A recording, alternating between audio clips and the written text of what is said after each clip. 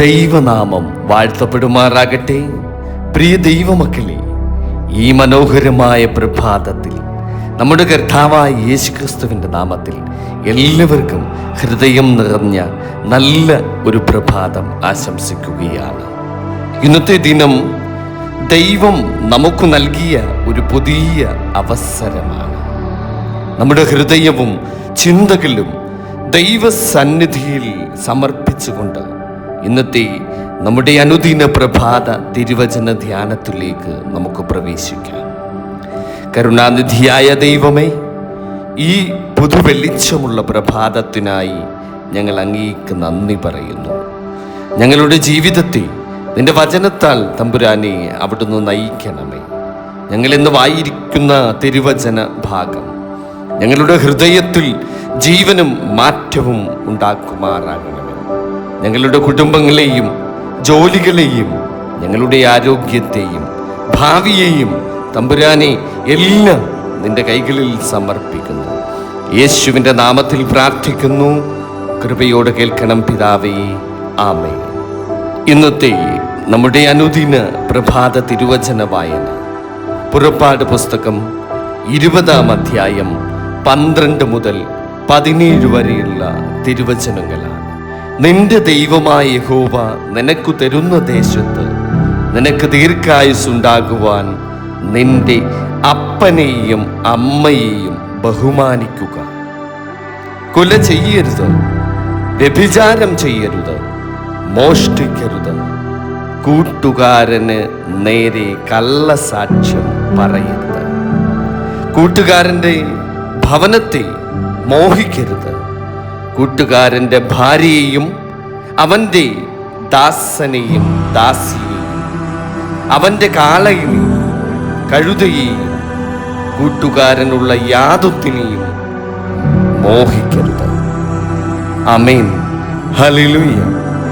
കർത്താവിനാൽ അനുഗ്രഹിക്കപ്പെട്ടവരെ, പ്രിയ ദൈവമക്കളെ, ഇന്നത്തെ വചനഭാഗം ദൈവം മനുഷ്യർക്കു നൽകിയ വിശുദ്ധ കൽപ്പനകളുടെ ഭാഗമാണ്. മനുഷ്യൻ ദൈവത്തോടും മറ്റുള്ളവരോടും എങ്ങനെ ജീവിക്കണം എന്ന് പഠിപ്പിക്കുന്ന അമൂല്യമായ നിർദ്ദേശങ്ങളാണിവ. നിന്റെ അപ്പനെയും അമ്മയെയും ബഹുമാനിക്കുക എന്ന കൽപ്പനയിലൂടെ കുടുംബ ബന്ധങ്ങളുടെ വിശ്വസ്തത ദൈവം നമ്മെ ഓർമ്മിപ്പിക്കുന്നു. മാതാപിതാക്കൾ എന്ന് പറയുന്നത് ദൈവം നമുക്ക് നൽകിയ അനുഗ്രഹങ്ങളാണ്. അവരെ ആദരിക്കുന്ന ജീവിതം അനുഗ്രഹത്തിലേക്കുള്ള ഒരു വഴിയാണ്. കൊല്ലരുത്, വ്യഭിചാരം ചെയ്യരുത്, മോഷ്ടിക്കരുത് എന്ന വചനങ്ങൾ നമ്മുടെ പ്രവൃത്തികളുടെ വിശുദ്ധതയെ കുറിച്ചുള്ള സംസാരമാണ്. ഒരു വിശ്വാസിയുടെ ജീവിതം സത്യസന്ധത, വിശുദ്ധിയും സ്നേഹവും നിറഞ്ഞതായിരിക്കണം. കള്ളസാക്ഷ്യം പറയരുത് എന്ന വചനത്തിലൂടെ നാവിനെ നിയന്ത്രിക്കേണ്ടതിൻ്റെ പ്രാധാന്യം ദൈവം ഇവിടെ പഠിപ്പിക്കുകയാണ്. നമ്മുടെ വാക്കുകൾ മറ്റുള്ളവരെ ഉയർത്തുന്നതായിരിക്കണം, തകർക്കുന്നതല്ല. അവസാനമായി, മോഹിക്കരുത് എന്ന കൽപ്പന നമ്മുടെ ഹൃദയത്തെക്കുറിച്ചാണ്. മറ്റുള്ളവർക്കുള്ളത് കണ്ട് നാം അസൂയപ്പെടാതെ ദൈവം നമുക്ക് നൽകിയ അനുഗ്രഹങ്ങളിൽ നന്ദിയോടെ ജീവിക്കുവാൻ ദൈവം ആഗ്രഹിക്കുകയാണ്. ഇന്നത്തെ ലോകത്തിൽ ഈ കൽപ്പനകൾ പഴയ നിയമമല്ല. ഇന്നും നമ്മുടെ ജീവിതത്തെ നയിക്കുന്ന ദൈവിക മാർഗദർശനങ്ങളാണിവ. ദൈവവചനം അനുസരിക്കുന്ന ജീവിതം സമാധാനവും അനുഗ്രഹവും നിറഞ്ഞതായിരിക്കും. പ്രിയ ദൈവമക്കളെ, നമുക്ക് പ്രാർത്ഥിക്കാം. സ്നേഹനിധിയായ കർത്താവേ, ഇന്നത്തെ തിരുവചനത്തിലൂടെ ഞങ്ങളോട് സംസാരിച്ചതിനായി ഞങ്ങൾ അങ്ങേക്ക് നന്ദി പറയുന്നു. മാതാപിതാക്കളെ ബഹുമാനിക്കുന്ന ഹൃദയം തമ്പുരാനെ ഞങ്ങൾക്ക് അവിടുന്ന് നൽകണമേ.